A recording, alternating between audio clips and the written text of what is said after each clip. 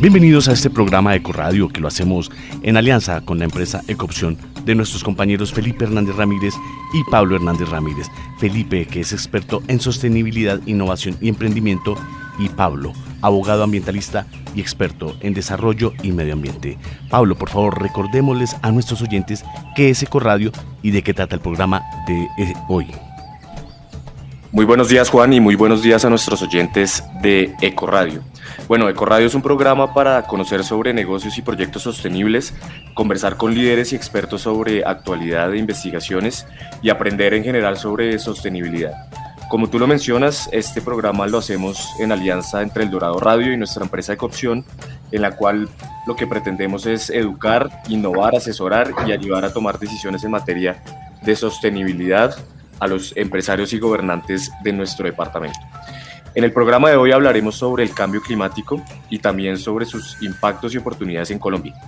En general, el cambio climático hace referencia a los cambios a largo plazo de las temperaturas y de los patrones climáticos. Si bien estos cambios pueden ser naturales, a partir de la revolución industrial y particularmente desde mediados del siglo XX, con lo que se ha conocido como la gran aceleración, las actividades humanas se han convertido en el principal motor de cambio climático a nivel planetario debido a la quema de combustibles fósiles como son el carbón, el petróleo y el gas. Todo esto ha generado gases de efecto invernadero que cubren la atmósfera de la Tierra y atrapan el calor del Sol. Los impactos del cambio climático, tema que analizaremos un poco más a profundidad con nuestro invitado de hoy, son variados, pero en general son todas aquellas afectaciones o perjuicios generados a las sociedades humanas por las variaciones del clima, que se manifiestan desde el desabastecimiento de alimentos y de agua, inundaciones, sequías prolongadas, variaciones en el nivel del mar y eventos climáticos extremos. Pues bien, nuestro invitado de hoy se llama Sebastián Carranza Tovar. Él es el director de Cambio Climático y Gestión del Riesgo del Ministerio de Ambiente y Desarrollo Sostenible. Para contextualizar un poco a nuestros oyentes, la Dirección de Cambio Climático y Gestión del Riesgo principalmente se encarga de desarrollar las bases técnicas y operativas, digamos, en últimas, las reglamentaciones necesarias para la gestión del cambio climático en los diferentes sectores y territorios del país. Sebastián, bienvenido, muchas gracias por acompañarnos en el día de hoy aquí en Ecoradio. Y para comenzar quisiéramos que nos contara un poco más a modo de autobiografía, ¿quién es Sebastián Carranza Tovar? Hola Pablo, buenos días. Sí, buenos días para todas y todos los oyentes de Ecoradio y de El Dorado Radio. Es un gusto estar acá. Muchas gracias por esta invitación. Pues yo soy una persona que, digamos, inició una carrera realmente muy cercana a la industria extractiva, debo decirlo. Mi formación es ingeniero químico y en el ejercicio de mi profesión por allá en el comienzo de la primera década de los años 2000, finales de la primera década de los años 2000, pues las opciones eran bastante escasas en sostenibilidad, debería decir yo. Estaba como muy volcado el país a la industria petrolera, a la industria extractiva. Vivíamos en ese entonces un boom del sector de los hidrocarburos y el ejercicio de la carrera que yo había elegido estaba muy condicionada por eso y bueno, de un momento a otro hice como un paro en la carrera, una reflexión y quise buscar un posgrado en asuntos de sostenibilidad y allí pues me interesé por el desarrollo sostenible y la eficiencia energética, así como por las energías renovables, y yo creo que ese fue como un punto de inflexión y eso me define en gran medida en lo que soy hoy, ¿no? Un profesional en el desarrollo sostenible, interesado por buscar soluciones compatibles con los cambios que está experimentando nuestro planeta y diría yo también apasionado por identificar esas oportunidades de transformación en la sociedad, de una sociedad cada vez más pacífica, más volcada hacia la protección de los ecosistemas, de la convivencia del ser humano con la naturaleza. Creo que es como una de las cosas que hoy más me determinan. También pues, soy profesor, o he sido más bien profesor, últimamente no lo he podido ejercer, pero me gusta participar de la academia. Ingeniero, académico, Así es, sí, una experiencia en temas de sostenibilidad. eso es. Y Sebastián, yendo para atrás un poquito, ¿por qué decidió encaminar su carrera hacia temas de desarrollo sostenible y energías renovables? Ya nos comenta un poco que tal vez era su tema de interés, su pasión y las oportunidades que había estado en la industria extractiva, pero cuéntenos un poquito sobre esa decisión. Pues mira, Felipe, un gusto saludarte también.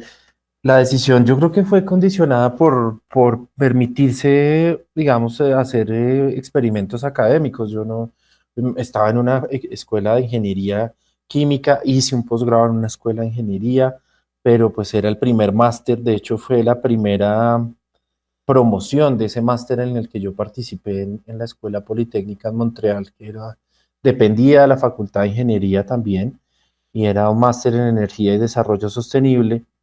Y una de las materias selectivas que se me presentaban era en geografía. Y pues un ingeniero y químico, la geografía era un mundo completamente distinto.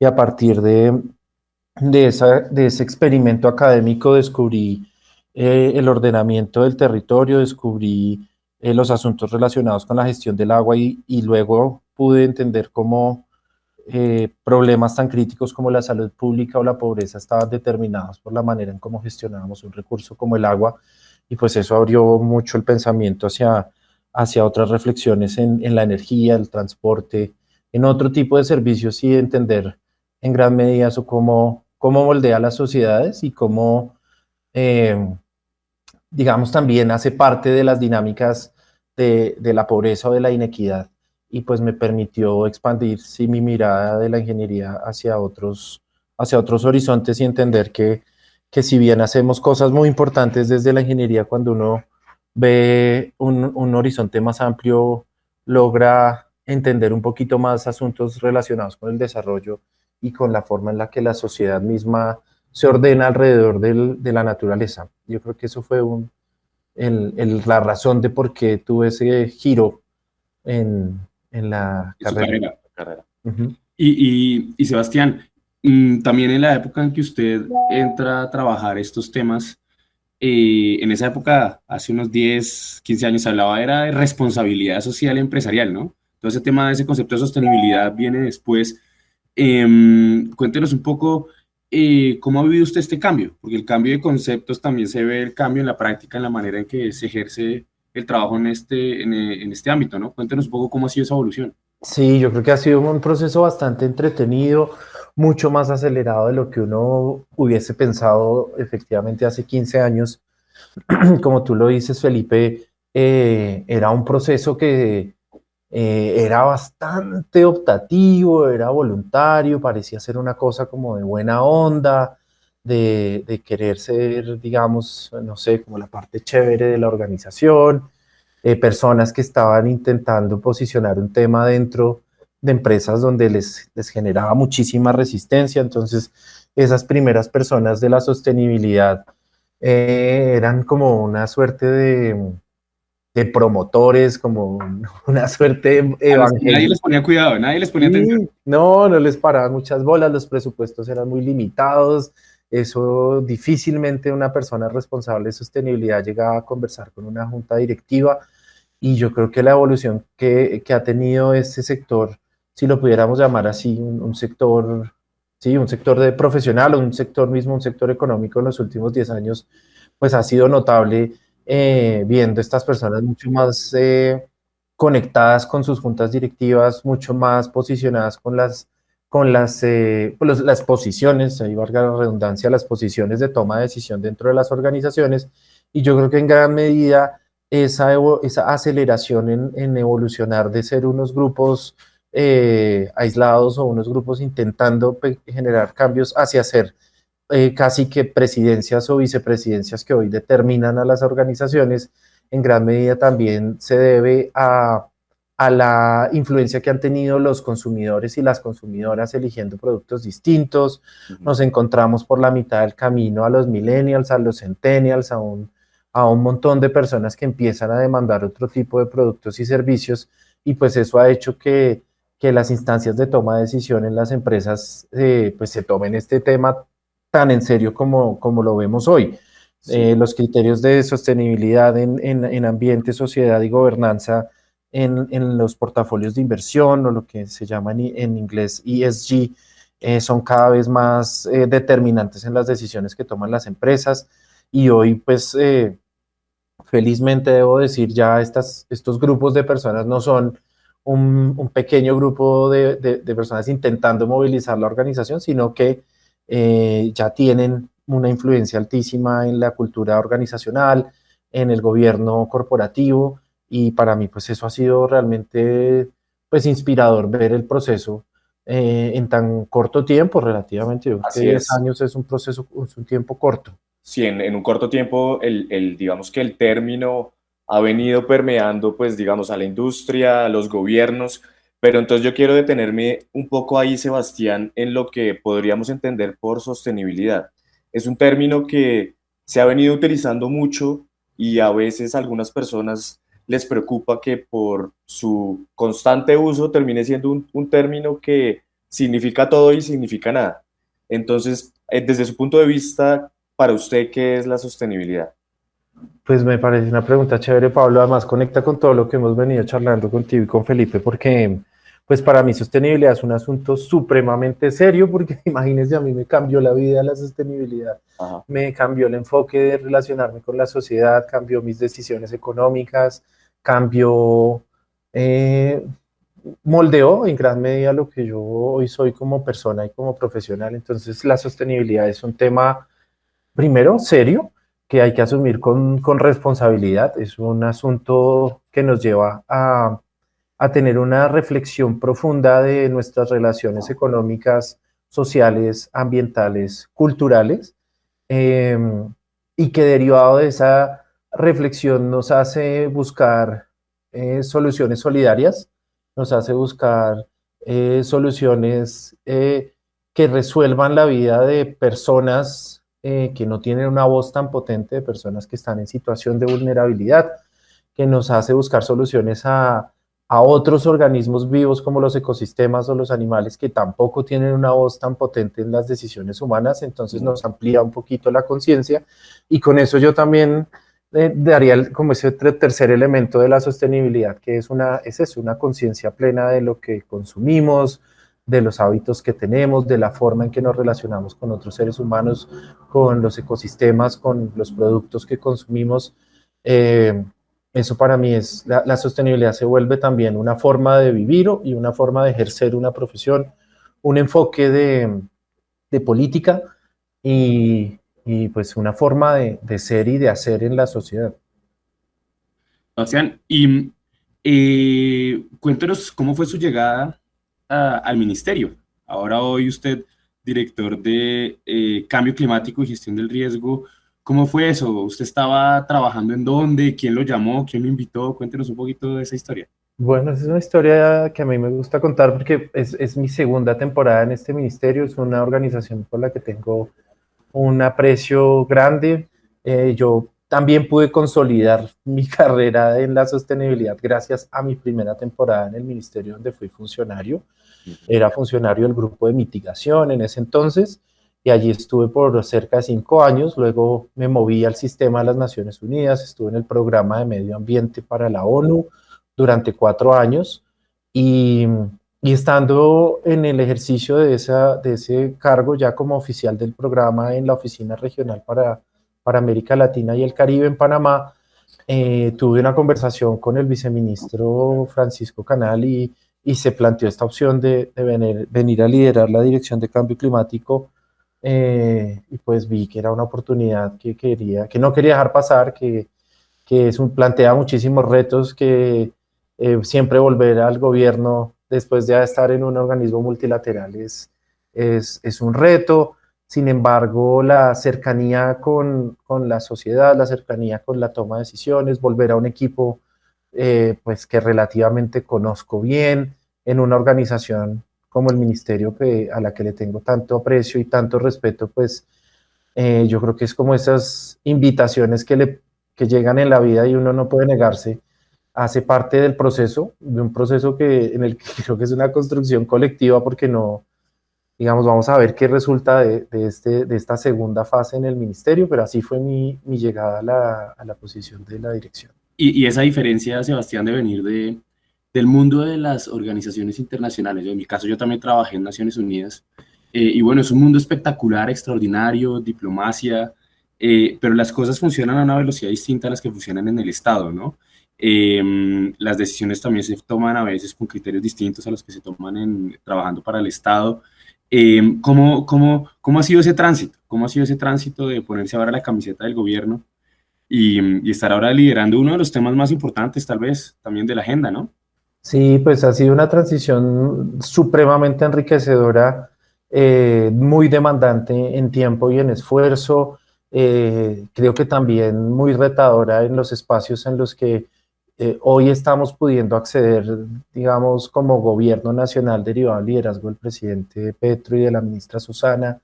Eso es absolutamente novedoso. Entonces, transitar de esa instancia multilateral, como tú lo dices, Felipe, donde el ritmo es otro, donde la diplomacia pues es retadora también, porque en el caso en el que yo me encontraba tenía que interactuar con cerca de 33 gobiernos distintos, con 33 enfoques de gobierno diferentes, con visiones del desarrollo, con problemas sociales y culturales completamente distintos como nos podemos imaginar en una región como lo es América Latina y el Caribe.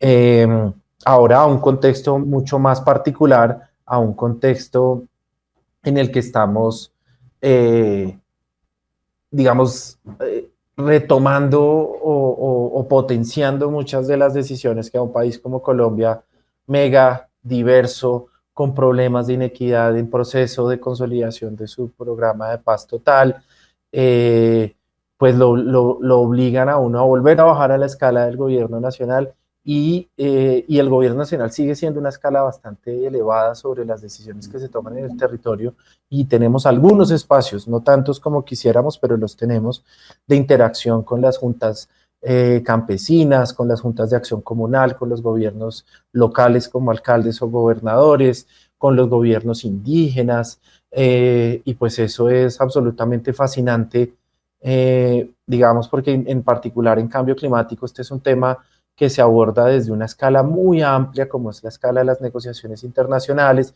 que se discute a escalas regionales, como es el caso del rol que yo tenía ya en la oficina regional de Panamá, y luego pues empiezas a verte obligado a conectar ese diálogo global tan amplio con situaciones tan particulares como el día a día de las personas que están finalmente tomando decisiones respecto de cómo gestionan un ecosistema, cómo enfrentan un incendio forestal, qué sucede, por ejemplo, hoy desafortunadamente en Colombia vimos una emergencia o varias emergencias, pero una de las más críticas recientemente en donde hemos inclusive perdido vidas y vemos cuál es la realidad de una vereda alrededor de un peaje cerca de una vía nacional que se ve impactada por una avenida torrencial.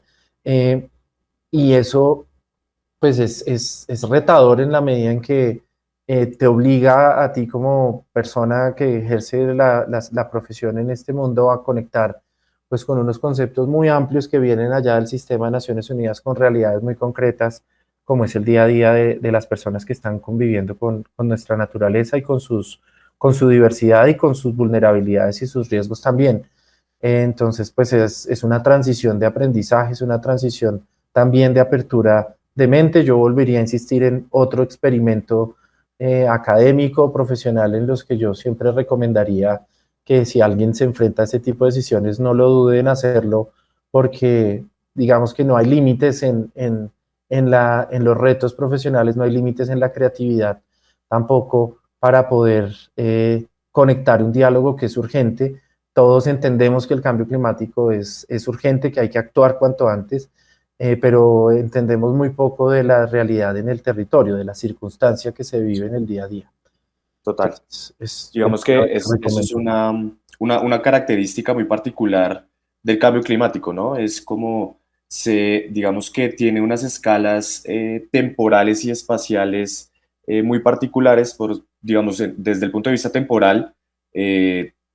digamos que los efectos mayormente lo van a vivir las generaciones futuras, pero digamos que el problema se está generando hoy en día y también a escala espacial. Digamos que la problemática es principalmente global, pero también sus impactos se perciben, digamos que en el territorio de diferente manera, y eso sin duda es un reto.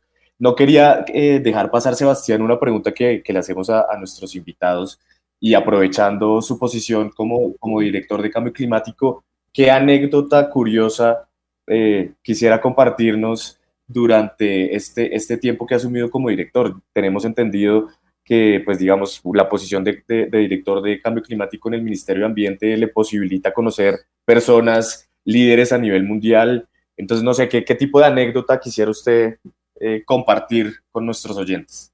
No, pues son un montón de anécdotas, todas en muy poco tiempo, pero yo creo que justamente en esa, en esa reflexión que tú hacías, Pablo, yo creo que tuve 2 semanas, perdón, yo creo que cerca de 3 semanas que fueron fascinantes porque estábamos en las negociaciones de la sesión intersesional en Alemania discutiendo sobre el programa de mitigación. Bueno, es un tema básicamente hablando sobre cuáles son esas políticas que los gobiernos deberíamos poner en firme para enfrentar consistentemente el cambio climático, y que hacen parte de un balance mundial de políticas que se discute este año en el marco de la COP, y eso fue en Alemania. Después de volver de Alemania, tuvimos nuestra feria de medio ambiente, FIMA, en donde el contacto era directo con gobiernos locales, con estudiantes de bachillerato, inclusive algunos estudiantes de pregrado. Esto duró 2 días y de inmediato tuvimos que movernos a una cumbre que había en París, planteándose el cambio del sistema financiero global, en donde se reunían los grandes líderes del mundo, de presidentes, presidentas y directoras de bancos y organizaciones financieras, teniendo también esa reflexión de cómo tenían que cambiar los sistemas financieros. E inmediatamente después tuvimos que ir a la ciudad de Leticia, en donde nos planteábamos este encuentro de los países amazónicos. Entonces fueron 3 semanas donde la escala variaba del territorio al nivel global muy rápidamente, en conversaciones que giraban de alguna manera todas alrededor de esa pregunta de cómo hacer una acción climática efectiva. Y después de toda esa correría, pues termina uno realmente en Leticia, en una ciudad donde tuvimos muchísimos retos para hacer el evento. Yo creo que ahí la Cancillería, el Ministerio de Ambiente y la Presidencia hicieron un esfuerzo maravilloso para conseguir reunir a tantas personas de tantos países, pero no habían hoteles, no había dónde instalarse, estaba todo lleno, la ciudad estaba colapsada, como es evidente en una ciudad de Leticia movilizar un evento regional de ese calibre. Y yo tuve que hospedarme en una casa de familia, de una familia que acomoda una habitación para recibir turistas que normalmente van de paso para hacer sus expediciones amazónicas, y que normalmente reciben extranjeros. Entonces a esa familia de Leticia le parecía como súper extraño tener un poco de reunión de personas de la burocracia internacional, claro, del sistema global. Gente que solo ve por televisión. Sí, eso decían, pero no entiende usted. ¿Y usted es del gobierno? Sí, yo trabajo con el gobierno. ¿Y por qué está acá? No, pues porque era la habitación que quedaba disponible. Y era realmente una vida de barrio, porque yo iba a pie hacia el sitio donde teníamos la reunión, prácticamente desayunaba muy cerca a esta familia donde me estaba ahí hospedando. Y poder tener uno esa reflexión de un diálogo global y un diálogo tan complicado como puede ser el diálogo internacional o la diplomacia internacional, la geopolítica, y bajar la escala inmediatamente a la semana siguiente a la escala del barrio, de la ciudad, donde teníamos la calle inundada, donde nos faltaba el agua potable, donde tocaba tener unos horarios para utilizar el agua que se filtraba en la casa.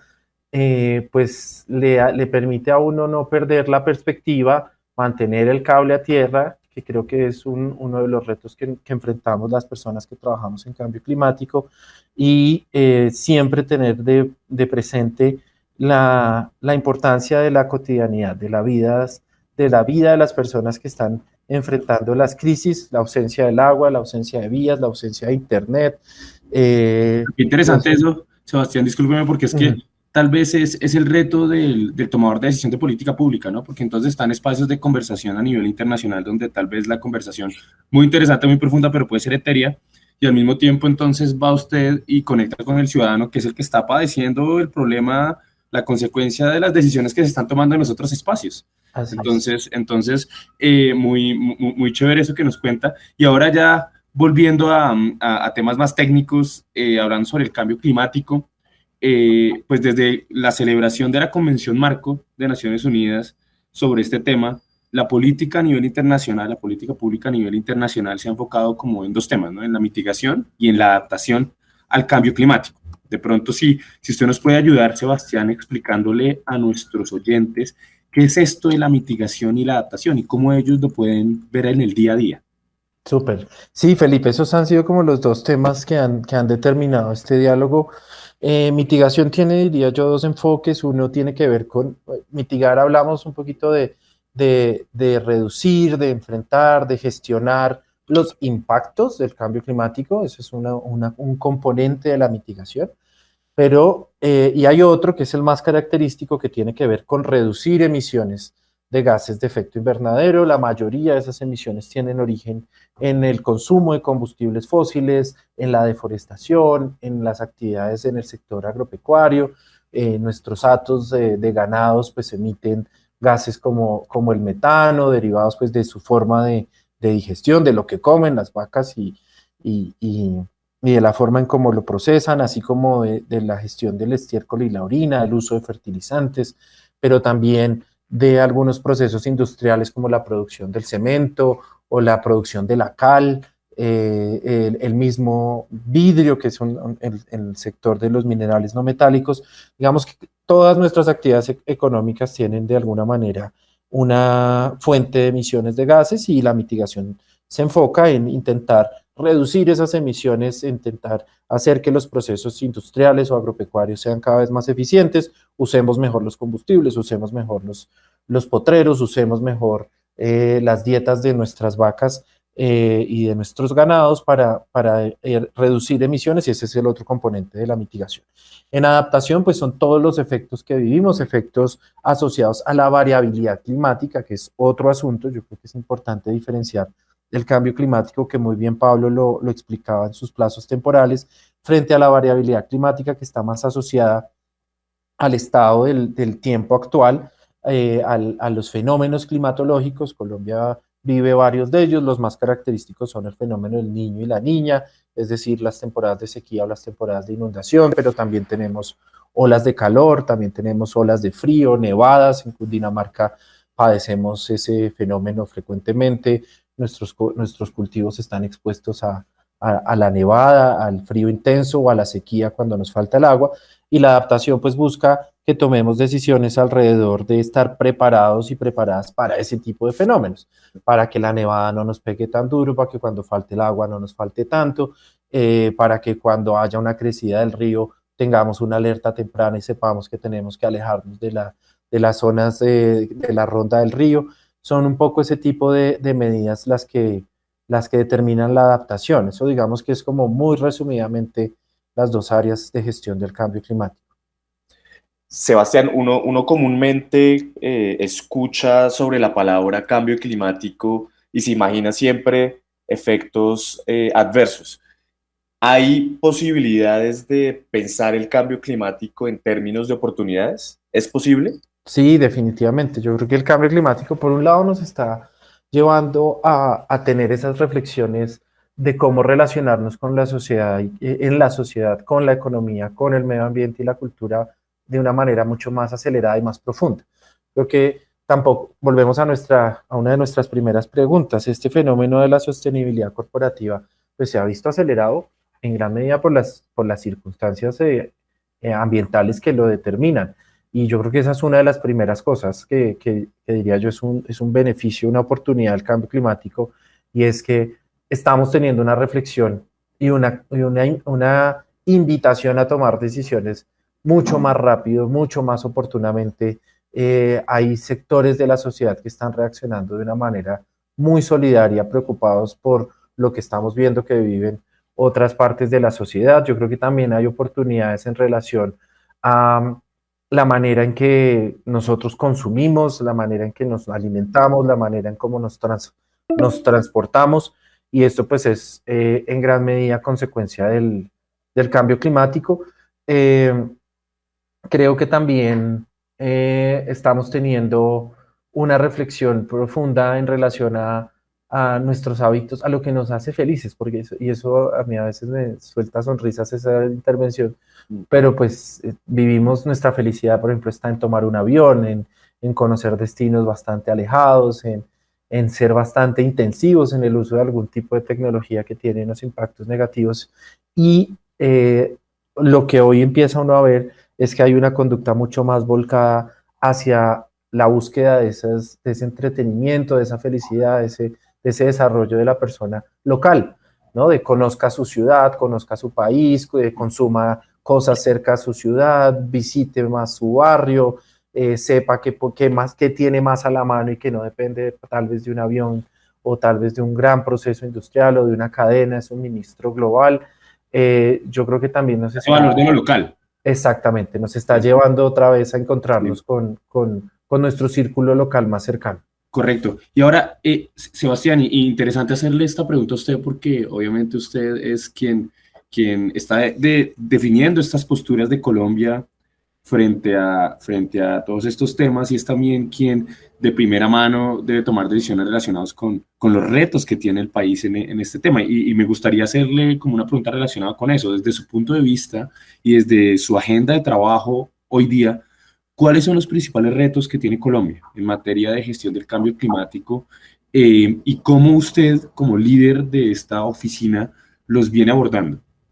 Sí, Felipe, yo creo que uno de los mayores retos y la situación que vivimos por estos días no nos deja mentir, pues es el reto de la adaptación y la adaptación vista desde el ordenamiento alrededor del agua. Las sequías y las inundaciones determinan el bienestar de una gran parte de nuestra sociedad y desafortunadamente también determinan las causas de pérdidas de vida en una parte importante de nuestra sociedad, en una parte sobre todo de población altamente vulnerable. Y yo creo que sí, claro, la Dirección de Cambio Climático y de Gestión del Riesgo tiene un rol determinante en estas definiciones, en estos determinantes del ordenamiento, pero creo que nos sentimos también muy privilegiados de hacer parte del Viceministerio de Ordenamiento Territorial, en donde compartimos también con la Dirección de Ordenamiento Territorial.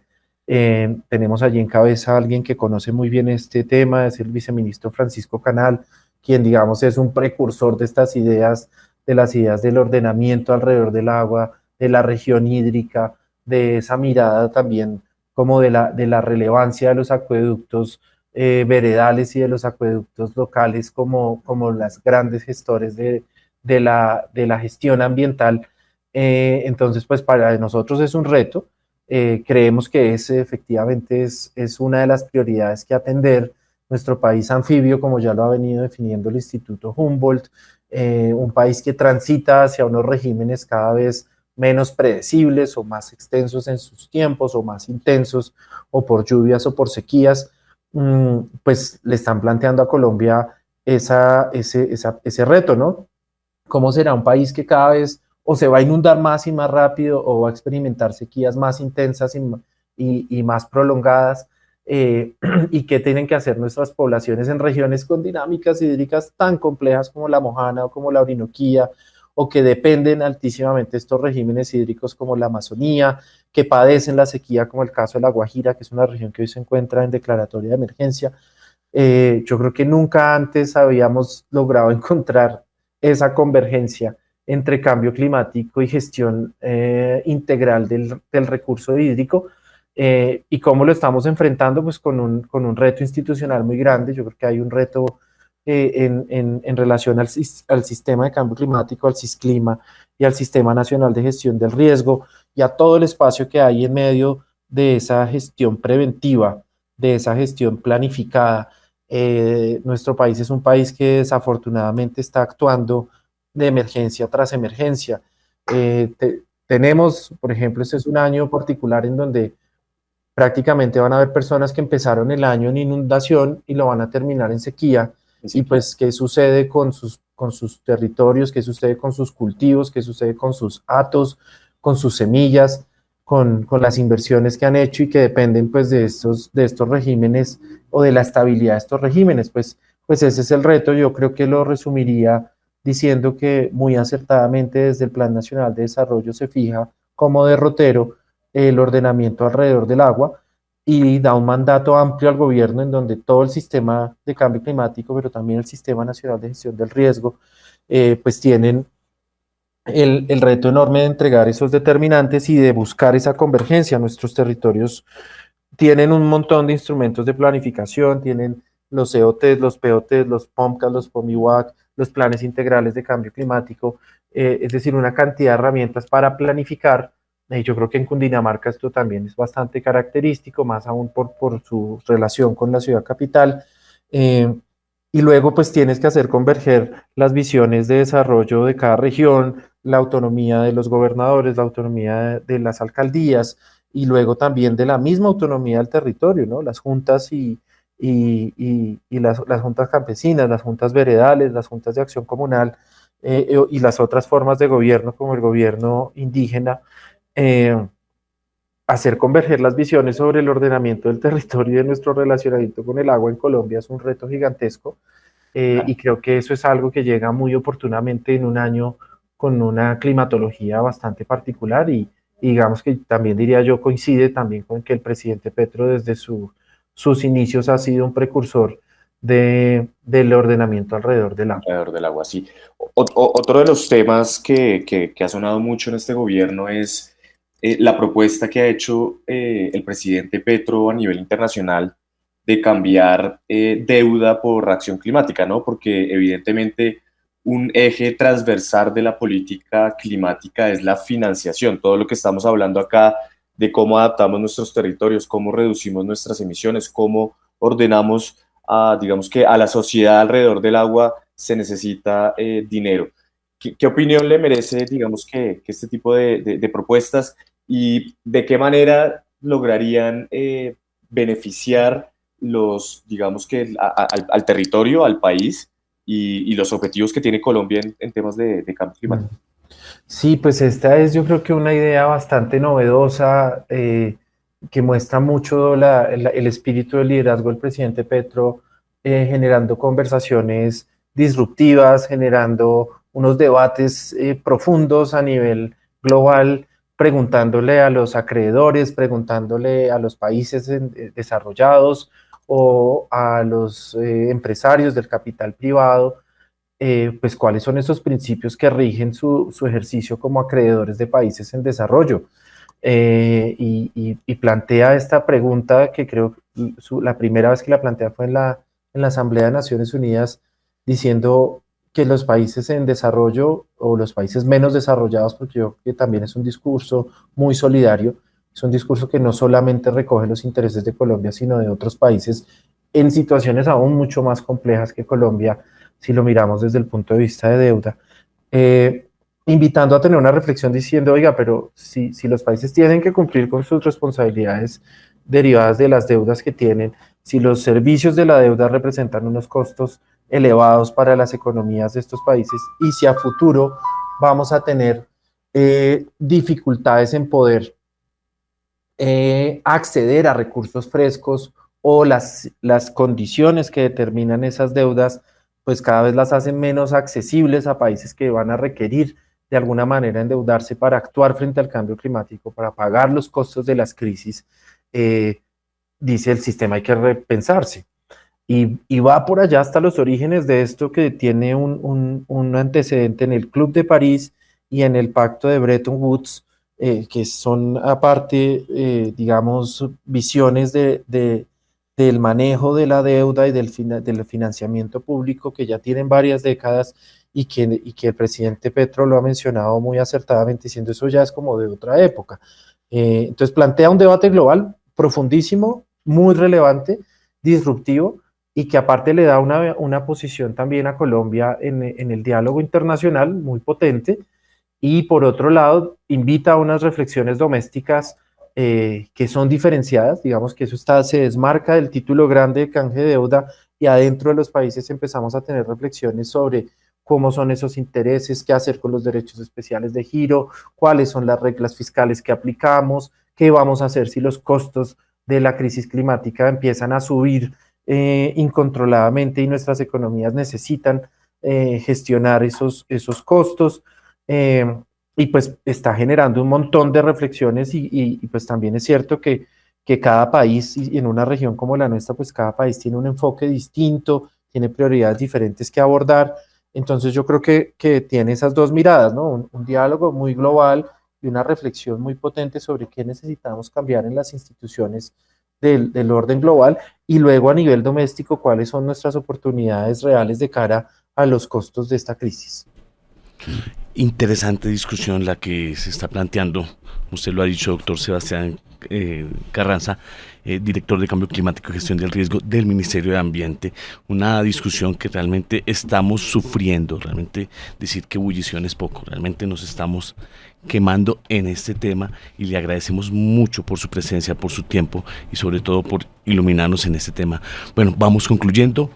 Pablo, ¿qué conclusiones podemos sacar de lo que nos ha contado el doctor Sebastián? Bueno, no, yo primero que todo agradecerle a Sebastián por su tiempo y por acceder a nuestra invitación de participar en el programa de hoy. Nos quedaron algunos temas por conversar, pero seguramente en algún momento nos aceptará otra invitación al programa. Como conclusión, yo me quedo con la definición que dio Sebastián sobre sostenibilidad, y él habló de la sostenibilidad desde el punto de vista de la solidaridad, de ponerse un poco en los zapatos del otro y de darle voz tanto a aquellas personas que no la tienen, como también, digamos, que una solidaridad también con las especies animales, etcétera. Entonces yo me quedaría con esa definición que da Sebastián sobre sostenibilidad. Muchas gracias, Pablo. Felipe, en tu concepto, ¿qué podemos concluir de lo que nos ha contado el doctor Sebastián? Pues Juan, muchos temas conversamos, todos muy interesantes. También agradecer a Sebastián por el espacio, por compartir su conocimiento y su experiencia. Y yo me quedo con el tema de los retos que tiene Colombia hacia el futuro. Y lo que hablaba Sebastián sobre la adaptación, sobre todo el tema del ordenamiento del agua, que es un tema que todos los días padecemos los ciudadanos de a pie, los ciudadanos de Cundinamarca, del resto de Colombia, del mundo. Todos los días hay cambios muy fuertes en el clima. Pasamos, lo decía Sebastián, a principios del año en inundaciones, y hoy día, o terminando el año, esos mismos lugares van a terminar en sequía, y eso determina la forma en que vivimos todos, la vida, la muerte, la agricultura, lo que podemos comer. Y entonces, en esta transición, que es muy poco predecible, pues el país enfrenta unos retos muy, muy importantes, y quiero llevar esta reflexión hacia los candidatos que nos estén escuchando, que están planteando sus propuestas de gobierno que vienen las próximas elecciones. Este tema del cambio climático, de la adaptación, de la mitigación, tiene que estar en estas propuestas de gobierno, porque es un tema que nos aqueja a todos, y que a futuro va a demandar más presupuesto, más gestión, y más interés y más intervención por parte de cualquier gobernante de cualquier nivel. Entonces yo me quedaría con eso, y de nuevo agradeciendo a Sebastián su participación. Gracias, Felipe. Doctor Sebastián, no lo puedo dejar que se nos vaya. Siempre le pedimos a nuestros invitados unas palabras, y creo que en su caso le escuché que su vida cambió con todo esto del cambio climático, de la conciencia ambiental. ¿Cómo hacemos para que más personas tengan este cambio? Juan, muchas gracias. Pues yo creo que cambio es algo que además identifica mucho al gobierno en el que nos encontramos y al momento en el que nos encontramos. Cambio es algo que seguirá siendo presente en nuestra vida en el corto plazo. Yo creo que venimos en unos momentos de cambio profundo, de cambio en relación con nuestras actividades económicas, nuestras relaciones sociales, nuestra forma en cómo percibimos a la naturaleza, y quiere decir que estamos yendo de un punto A a un punto B. Estamos cambiando unos métodos, estamos cambiando unas formas de ser y de hacer hacia una nueva mirada de del desarrollo y hacia un nuevo relacionamiento humano. Uno de los grandes cambios que tiene Colombia es pasar de unos escenarios de conflicto, de unos escenarios de violencia hacia una posibilidad de paz estable, de paz duradera, de paz total. Yo creo que ese es uno de los cambios más importantes que tiene que dar nuestra sociedad. Uno de los cambios más potentes y digamos que esto revela también de primera mano el espíritu del gobierno en el que nos encontramos, pues es un cambio hacia la estabilización misma de la paz, de una paz total, de una paz duradera y de una paz con la naturaleza. Yo creo que eso también es en gran medida lo que podría determinar el cambio hacia una humanidad, hacia una sociedad mucho más consciente de la naturaleza con la que vive. Hacer paz con la naturaleza también es parte de esos cambios que estamos motivando. Los cambios siempre son disruptivos, siempre son complejos, cuesta adaptarnos a ellos, por eso son cambios. Y yo creo que en esto diría yo, la recomendación es a todas nuestras formas de gobernanza, del gobierno departamental, del gobierno local, del gobierno del barrio, de la junta, y del gobierno indígena o del gobierno del consejo comunitario, incorporar la paz como objetivo, incorporar la paz con la naturaleza como derrotero de nuestras decisiones es uno de los cambios más urgentes que tiene que vivir nuestra sociedad, y ese cambio está atado a nuestro bienestar, está atado a dejar de acudir a la violencia como método de gobernanza, como gobernar el territorio desde el terror y la violencia ya no es una opción. Colombia está caminando hacia la senda del proceso de paz, y yo creo que es en definitiva es el gran determinante de nuestro desarrollo. Muchísimas gracias, gran lección. Hacer la paz también con la naturaleza. Muchísimas gracias, doctor Sebastián Carranza Tovar, director de Cambio Climático y Gestión del Riesgo del Ministerio de Ambiente y Desarrollo Sostenible. Bueno, ya para despedirnos, recordemos que si tienen dudas, comentarios, sugerencias, desean ampliar la información o seguir conociendo sobre temas de sostenibilidad, pueden enviar sus mensajes al WhatsApp 321-327-0365. Se lo repito, 321-327-0365, o visitar las redes sociales y página web de Ecopción. Esperamos tenerlos con nosotros en nuestras próximas emisiones. Recuerden que esto es Eco Radio, la radio de la sostenibilidad. Un saludo para todos y todas y feliz día.